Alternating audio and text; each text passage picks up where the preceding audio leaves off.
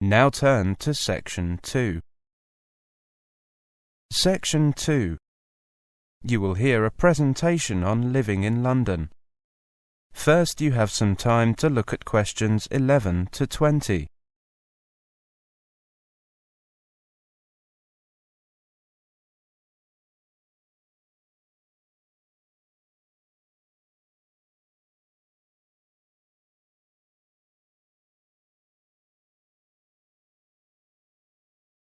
Now listen carefully and answer questions 11 to 20. Welcome to this latest lecture on living in London.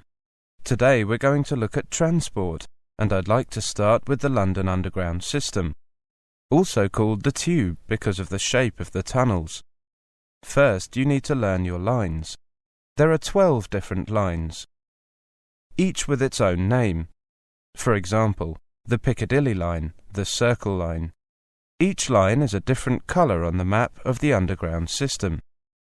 You can find the map in the ticket hall at each Underground station, and usually on the platforms as well. Sections of the map are also displayed in the carriages of the Underground trains.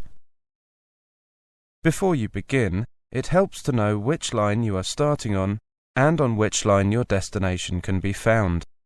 If they are on different lines, look at the map to see where the two lines cross, and note the name of the station where they meet. That is where you have to change trains. If the two lines do not cross, keep looking until you find a third line that crosses both of the other two. Then you will need to change trains twice. You can buy a ticket from one of the automatic machines or from the ticket office. Either way, you need to know the name of the station you are going to.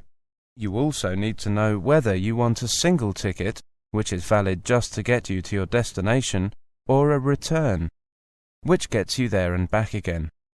Fares are based on a zone system. The more zones you travel through, the more expensive your fare is. There are 6 zones, with Zone 1 covering central London and Zone 6 covering the outskirts of the system, including, for example, Heathrow Airport. Most of the Underground maps show which stations are in which zones. A single ticket for travel through all 6 zones currently costs £4.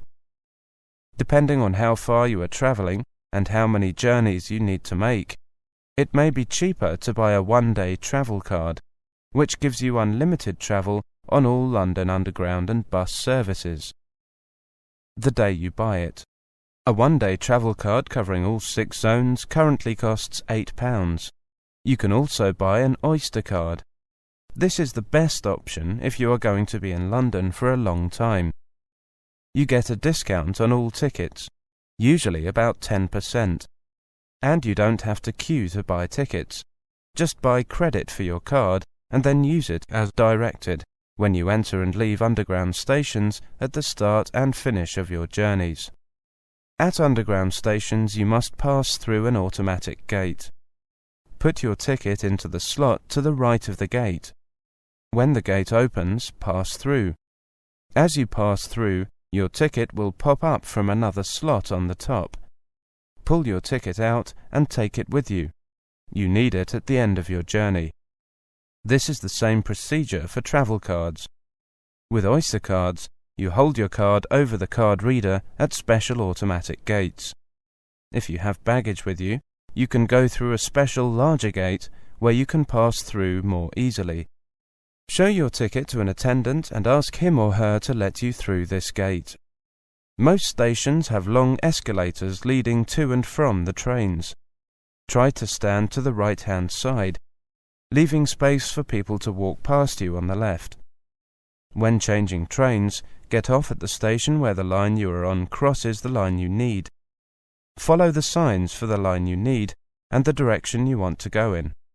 When you leave the system, you must pass through an automatic gate again to leave the station. Put your ticket in the slot as before.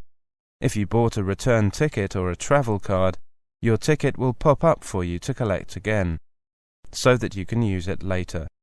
If you bought a single ticket, or if you are on the return trip of your return ticket, your ticket will stay in the machine. To find out more about the London Underground, check the official website, www.thetube.com. This site also has the map and information in numerous foreign languages. Now, let's move on to... That is the end of section 2. You now have half a minute to check your answers.